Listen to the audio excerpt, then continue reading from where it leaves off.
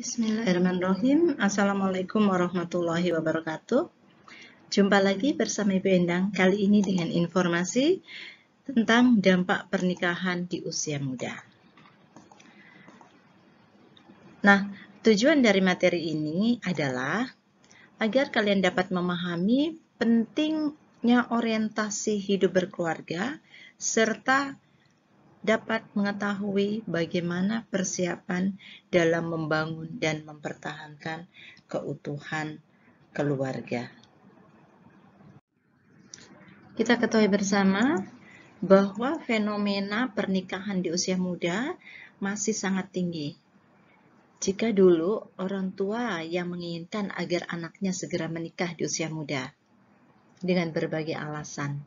Namun untuk saat sekarang ini, tidak sedikit para remaja lah yang menginginkan adanya pernikahan muda. Apakah itu remaja pedesaan ataupun remaja yang di kota. Baik anak-anak, sebelum Ibu lanjut, Ibu ingin menyampaikan terlebih dahulu kepada kalian agar kalian tahu apa sih itu sesungguhnya yang dimaksud dengan pernikahan. Nah, pernikahan itu adalah merupakan suatu ikatan batin antara seorang pria dengan seorang wanita sebagai suami istri, dengan tujuan membentuk keluarga yang bahagia dan kekal berdasarkan ketuhanan yang Maha Esa. Selanjutnya adalah penyebab pernikahan di usia muda. Ada beberapa penyebab ya, kita ketahui. Yang pertama yaitu adalah faktor pribadi. Jadi ini faktor pribadi remaja yang akan menikah itu. Tentu dia memiliki alasan. Ketika alasan itu salah, itulah yang akan menjadi momok atau menjadi dilema dalam hidupnya nanti. Salah satu alasan misalnya, dia ingin menjauh dari orang tua dan keluarga. Makanya dia pilih menikah di usia muda supaya segera dia pergi dengan keluarga sendiri. Atau dia menginginkan adanya hidup yang bebas, tidak terkekang lagi oleh orang tua. Atau mungkin karena keinginan untuk menyalurkan hasrat seksualnya. Nah, itu faktor pribadi. Selanjutnya, penyebab yang kedua adalah faktor keluarga. Nah, faktor keluarga ini salah satu di antaranya ya, bisa jadi mungkin karena alasan ekonomi ya, mungkin keluarga yang ekonominya sangat kurang, sementara datang orang yang melamar anaknya, maka dipikirkan daripada anaknya juga enggak sekolah, maka biarlah dinikahkan dalam usia masih muda, tanpa memikirkan faktor kesehatan anak tersebut. Atau juga kalau dari faktor keluarga ya, bisa jadi mungkin karena banyaknya sekarang ini kasus-kasus seks bebas, kemudian banyaknya kasus-kasus aborsi oleh remaja putri, ya, sehingga dengan kasus-kasus itu orang tua merasa ngeri. Ketika ada yang datang melamar, ya sudahlah nikah aja daripada nanti terjadi hal-hal yang tidak diinginkan. Seperti itu. Jadi itu merupakan salah satu juga penyebab terjadinya pernikahan di usia muda. Selain kedua faktor di atas, masih ada faktor lainnya ya. Faktor lainnya itu bisa meliputi faktor budaya ya. Misalnya mungkin ada di salah satu daerah ya yang masih menganut budaya kalau usianya sudah menginjak 20 lantas belum menikah itu sudah dianggap anaknya atau perawannya itu nggak laku gitu ya. Jadi karena budaya di mana tempat berada seperti itu, maka orang tua buru-buru sebelum usia 20 mencarikan jodoh anaknya, atau ketika ada yang datang melamar segera dinikahkan karena mungkin itu adalah suatu kebanggaan kalau anaknya menikah di usia muda. Namun tidak memikirkan bagaimana dampak kesehatan, dampak mental selanjutnya. Kemudian yang masuk dalam faktor lain berikutnya adalah faktor pendidikan. Nah, faktor pendidikan, keluarga yang memiliki pendidikan kurang dan tidak menganggap pendidikan itu adalah penting buat anaknya, ya sudah sih ada yang datang lamar dinikahkan saja gitu ya. Dia pikir perempuan juga ini nggak perlu pendidikannya tinggi, mungkin masih ada orang yang beranggapan seperti itu, menomorduakan pendidikan ya.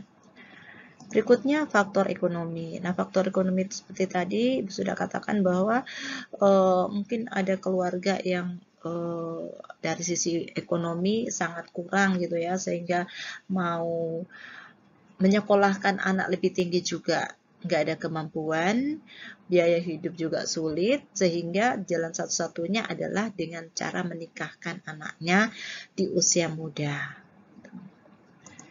Berikutnya faktor hukum. Nah, ini lemahnya hukum juga di suatu negara, ya ini juga merupakan salah satu penyebab adanya terjadinya pernikahan di usia muda ya.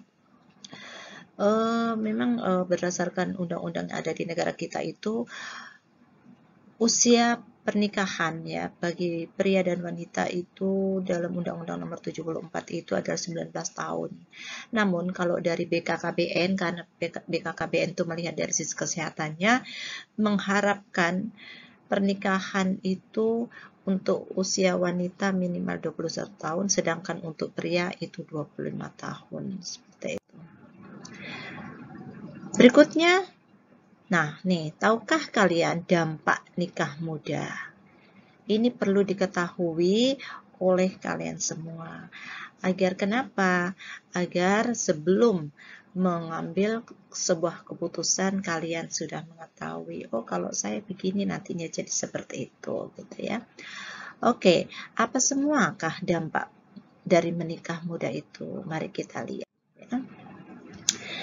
Yang pertama, tingginya kematian ibu dan anak ya. Jadi menikah muda itu bisa menyebabkan kematian kepada ibu dan bayi. Kenapa? Ya karena remaja putri yang masih usia muda ya, belum masuk pada usia pernikahan, itu memiliki postur tubuh panggulnya itu masih belum normal gitu ya. Jadi kan kalau wanita melahirkan itu tergantung dari panggulnya. Itu sebabnya sampai terjadi melahirkan dengan cara sesar itu karena mungkin panggulnya sempit. Nah, anak usia masih muda itu panggulnya masih sempit ya. Jadi itu yang membuat biasa terjadi ada kematian bayi ataupun ibunya. Berikutnya, dampak yang berikutnya adalah bisa terkena kanker rahim dan kanker payudara ya. Kehamilan pada perempuan usia muda memiliki potensi mengalami robek mulut rahim yang bisa menyebabkan pendarahan. Organ reproduksi pada perempuan di bawah usia 20 tahun belum matang dan belum sempurna. Perempuan yang melakukan aktivitas seksual di bawah usia 20 tahun dapat berisiko menimbulkan berbagai penyakit seperti kanker rahim, kanker payudara. Nah, selanjutnya yang ketiga, depresi berat. Pernikahan dini itu bisa mempengaruhi kesehatan mental seseorang. Mulai dari emosi yang tidak stabil, tidak bisa mengurus diri sendiri. Nah, sementara dia sudah harus berperan sebagai orang tua. Hal ini akan memicu timbulnya depresi. Nah, bayangkan ngurus diri sendiri aja belum sanggup, dia harus berperan sebagai orang tua, sebagai seorang ibu, harus mengasuh anak. Seperti itu. Ya. Selanjutnya, dampak yang keempat yaitu tidak berkekuatan hukum. Ya. Kalau terjadi pernikahan di usia 16, 14, itu jelas tidak berkekuatan hukum. Kenapa? Karena itu tidak ada di dalam undang-undang. Ingat ya. Jadi jangan karena sudah ada yang datang ngelamar, oh yang ngelamar juga sudah punya pekerjaan, yang ngelamar juga sudah punya rumah, katanya. Ingat, pernikahan di bawah usia itu tidak memiliki kekuatan hukum. Itu. Kemudian yang kelima, munculnya pekerja anak. Nah, sudah pasti. Kenapa? Karena ketika seseorang sudah menikah, maka mereka memiliki tanggung jawab untuk keluarga. Yang perempuan tentu mengurus rumah, mengurus anak. Yang laki-laki tentunya dia bertanggung jawab untuk mencari nafkah. Nah, sementara usia yang bisa diterima untuk bekerja itu adalah minimal 18 tahun. 18 tahun. Di bawah, kurang sehari, kurang 2 hari aja nggak bisa. Ya 18 tahun. Kalau usia 17 tahun nikah ya, itu maka akan terjadi penyelewengan. Dan itu adalah pelanggaran HAM. Ya. Anak yang usia di bawah 18 tahun itu belum diperbolehkan untuk bekerja. Dan bila mana ada perusahaan yang mempekerjakan anak di bawah usia 18 tahun, itu akan kena sanksi. Seperti itu. Selanjutnya dampak yang keenam yaitu kekerasan dalam rumah tangga. Ya. Nah, kenapa bisa terjadi kekerasan dalam rumah tangga? Karena belum memiliki kematangan emosional, sehingga percekcokan, perceraian, dan kekerasan dalam rumah tangga bisa rawan terjadi. Nah, ini berkaitan ya, 7 konflik berhubung perceraian ya. Jadi perceraian itu sudah tujuan apa itu? Maksudnya adalah pilihan terakhir dari percekcokan yang setiap harinya sering terjadi karena belum ada kestabilan emosi tadi ya. Dua-duanya masih mau mempertahankan emosi masing-masing. Masing-masing punya ego. Perceraian dan kekerasan dalam rumah tangga dapat berdampak pada psikologis anak dari pasangan tersebut. Anak akan merasa kurang mendapat perhatian dan kurang nyaman berada dalam rumah. Nah, nih, banyak anak terlantar ya, yang ke-8. Jadi, akibat percekcokan, akibat perceraian orang tua, anaklah yang terlantar seperti itu. Selanjutnya yang ke-9, kurangnya jaminan masa depan. Yaitu tadi karena memang belum ada pekerjaan, sudah nikah ya. Masih bergantung kepada orang tua, sudah nikah. Sehingga ya terjadilah ini kurangnya jaminan masa depan. Seperti itu.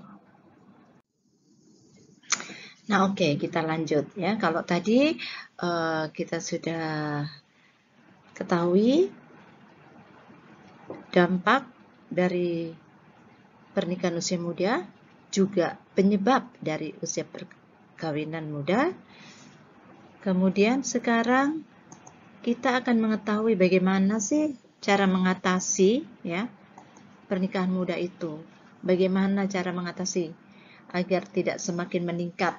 Kalau perlu menurun dan pada akhirnya tidak ada lagi terjadi pernikahan di usia muda.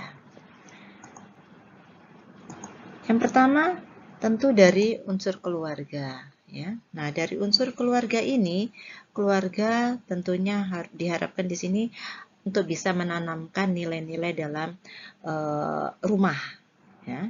Nilai-nilai yang baik kepada anak remaja di rumah. Kemudian yang kedua adalah unsur sekolah. Nah, dari unsur sekolah bisa melakukan berbagai upaya, salah satunya dengan seperti ini, layanan dari guru bimbingan konseling ya.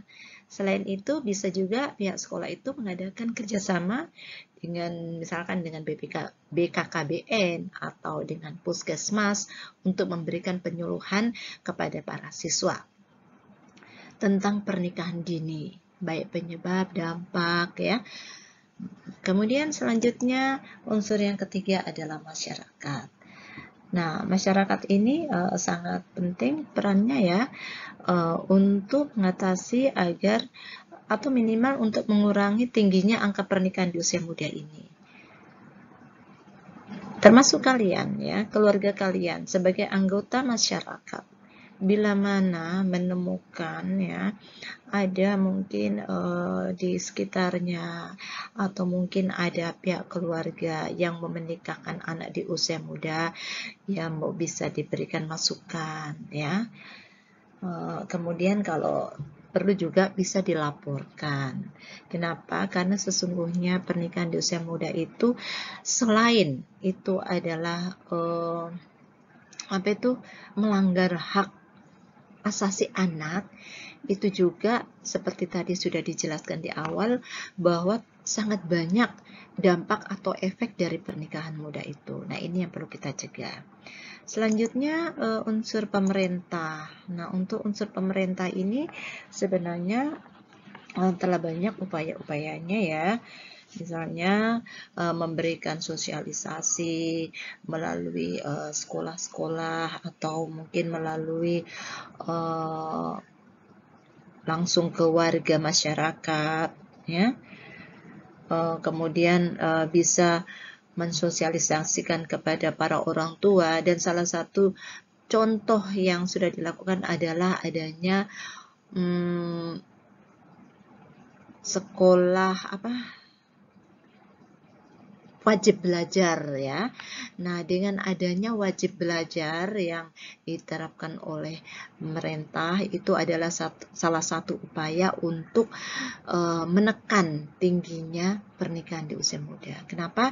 Karena dengan sekolah otomatis anak itu akan terhindar dari pernikahan usia muda. Nah, kebanyakan itu anak yang sudah tidak sekolah, lulus SMP nganggur di rumah, diem cuma kesana kemari bantu mamanya. Ketika ada tetangga yang lirik kemudian datang melamar, ya sudah dinikahkan, gak melihat usianya. Nah, dengan adanya program wajib belajar, bahkan sekarang wajib belajar sampai tingkat SMA ya. Nah, itu berarti kalau sampai tingkat SMA wajib belajar itu kan berarti sudah masuk kepada usia yang diperbolehkan untuk menikah. Seperti itu. Oke, sampai di sini informasi tentang dampak dari pernikahan usia muda. Semoga informasi yang Ibu berikan hari ini bermanfaat buat kalian ya, juga buat masyarakat kecil di dalam rumah kalian. Baik, Ibu akhiri sampai di sini. Kita ketemu minggu depan dengan informasi yang berbeda tentunya. Assalamualaikum warahmatullahi wabarakatuh.